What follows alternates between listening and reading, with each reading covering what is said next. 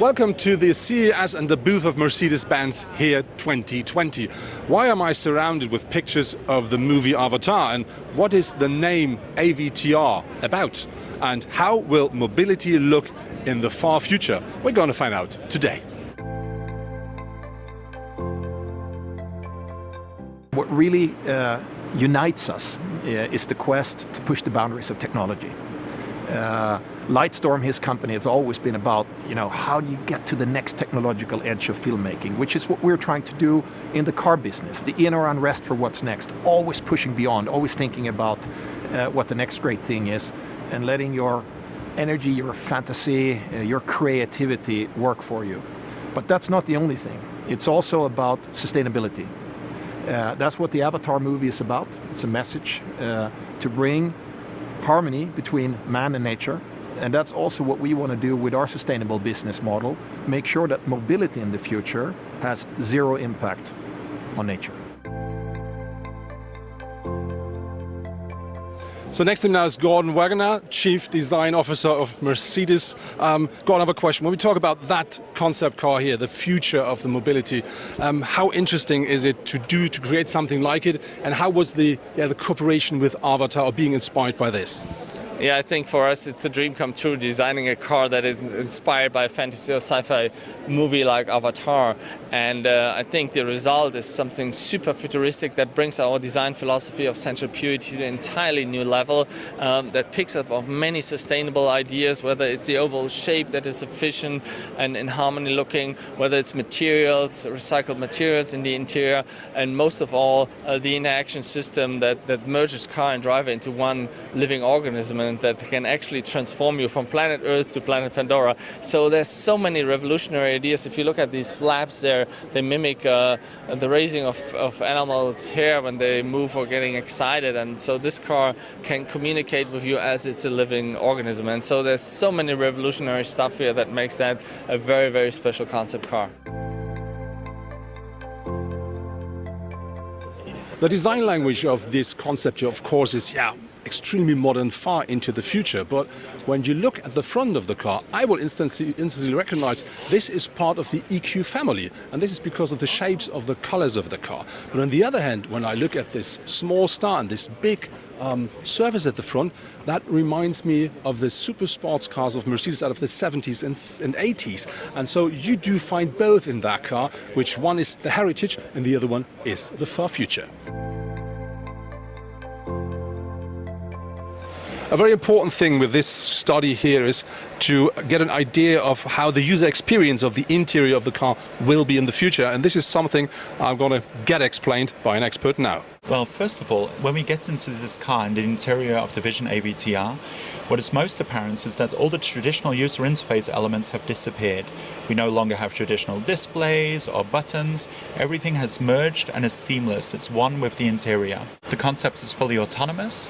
We therefore no longer have a steering wheel, but instead have this merge control, with which we can then start to influence autonomous driving, but don't necessarily need to control every single detail of the car going through the environment. We have three different modes. First off, there's the driving, which is mostly autonomous or with more manual intervention when we want it. While we're driving through the environment, we can see that on this large screen up front, which helps us to explore and understand the environments in more detail. The car thereby also shows us additional augmented content, which we might not be able to see. Secondly, we can explore different points of interest in our surroundings in more detail, almost making like a drone flight around them. And thirdly, our entertainment features, in this case jumping into the world of Avatar. A very important concept is how to interact with the car, and they use a projection on your hand, and you can just by closing your hand, you can choose something, you can swap by just going from one to the other symbol, and this is really interesting. And what I really do like is whenever you have an interaction here, you will feel it in the seats. You get something physical back. If this works in the future for everybody, we will find out later. This concept car, AVTR, of course, is a study, so it's nothing real, and it is something you may see in the far, far future. But important for me is to know what you have to do, what rules you have to follow to create the future of mobility. And about this, I'm now talking to the head of the development department of Mercedes. When we talk about Mercedes-Benz and the future of Mercedes-Benz cars, or let's say the future of mobility, how will this look like, and what are the big poles you have to be focused on? Well, we are redefining actually the R&D strategy of the company to take on the challenges that we're facing at the moment. So let me start first with the emotional product lead, which is our first pillar. So the product has to be emotional outside, inside, interior, but also in its services. A second pillar is innovation. That's in our DNA, that's in our genes. We are the inventor of the automobile, and that's going to take us into the future. The third important pillar is sustainability. So it's about zero emission, it's about resource conservation, and that's going to take us into the future. The fourth pillar is digitalization. The cars of today at Mercedes, they are created in a digital world. So this saves time, so we are faster to market, and we are creating also digital products beside the nice physical product that we see here. And the fifth pillar is excellence. And I think that's also part of the DNA of Mercedes, to have excellence in what we do and what we deliver. So for us, it's a holistic approach. So it's CO2 reduction, it's CO2 neutrality in 2039. That's our ambition, 2039. It's emission-free cars in the future, and it's resource conservation, using a minimum of resources out of the earth into our products, and have a full recycling process and the kind of a circular economy available in the ultimate stage. We're talking about the future of mobility, and in this case electromobility. The battery is the core thing you have to talk about. And when you think about batteries today, people don't like them so much because, yeah, they are not, let's say, environmentally friendly. But you have to know that today the companies can recycle about 95% of the battery already, and very important is that the battery will completely change. So about 2025, they say the battery costs will be about a fifth of what you pay today, and on the other hand, the capacity will increase massively.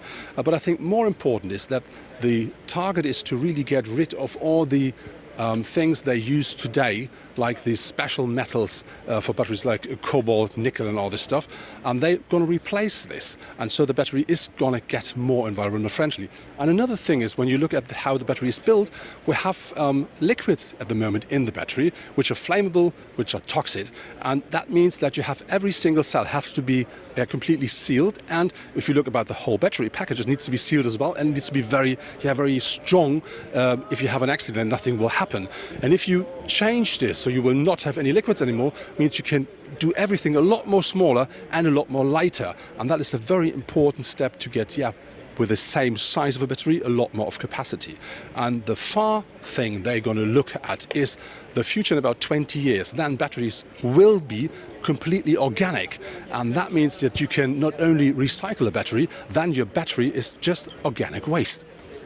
Very important is, if we talk about the future, we talk about sustainability, and this is what you find inside of the concept car everywhere. So for instance, have a look here. This is a surface which touches a bit like soft leather. You will find this inside the car, but this is recycled plastic. So really something interesting that touches, like real leather. And when you look here, you do find something that looks a bit like, a very, very expensive piece of wood, but it is a liane. And this is something you can just climb, just pick up in the rainforest, and so you clean up the forest, to be honest, and you will have this as an end product. So something very interesting, and here you can see the plant. You look here, this is a fabric, something quite soft, quite smooth and easy, and this is made out of plastic bottles, a completely recycled material, and this is what you find as the cover of the front seats at their rear side. So recycling everywhere. One good example for the being inspired by the movie Avatar are these 33 flaps here at the rear of the car, which are, I was inspired by the animals in the movie. And interesting with these flaps is they can not only move to completely change the aerodynamics of the car, they are also illuminated, which then means they can transport information from the car to the outside. Like, for instance, they can tell you, if you drive behind, what is the mood of the driver. Will the car turn left or right? Will it may change lane? Will it accelerate or decelerate? So that really is something where the car gets alive. Looking at the interior of the car, you can really see how it was inspired by the movie Avatar, because when you look at the shape of the seats, they were inspired by the shape of the hammocks, so where the people slept in the movie. And when you look here at the rear seats, this shape goes around and closes at the top, so that gives you something like a crew core, something really cozy, very nice, something where you feel safe. So for your kids when they sit on the rear seats, for instance. When you look, what I think very interesting is at the center console. I think you can see it up here a bit better. So the shape from the center console going into the dashboard, very soft and smooth. This is something that was inspired by the trees. So you have the trunk, and then you go into the branches, something, a very smooth and soft thing, which we already know. So we're used to that kind of shape, and this is something why it works so beautifully here. And what I really do like is, if you really talk about being inspired and let the nature work, you do find this here. It goes from the center console over the dashboard into the A-pillar. So this is one shape. And even the engineer said, it looks, at the 3D picture, it looks a bit like, this couldn't work, but when they built the car, you see, it is working. The concept AVTR here at the booth of Mercedes at the CES in Las Vegas really is a look into the far future of mobility. What I really do like with the car is that you can really see and feel how much inspiration the Mercedes guys received from the movie Avatar. But on the other hand, to be honest, is that car really gives you a look into the far future, and I'm not quite sure how much of this concept will really come into production, but we may find out this in the future.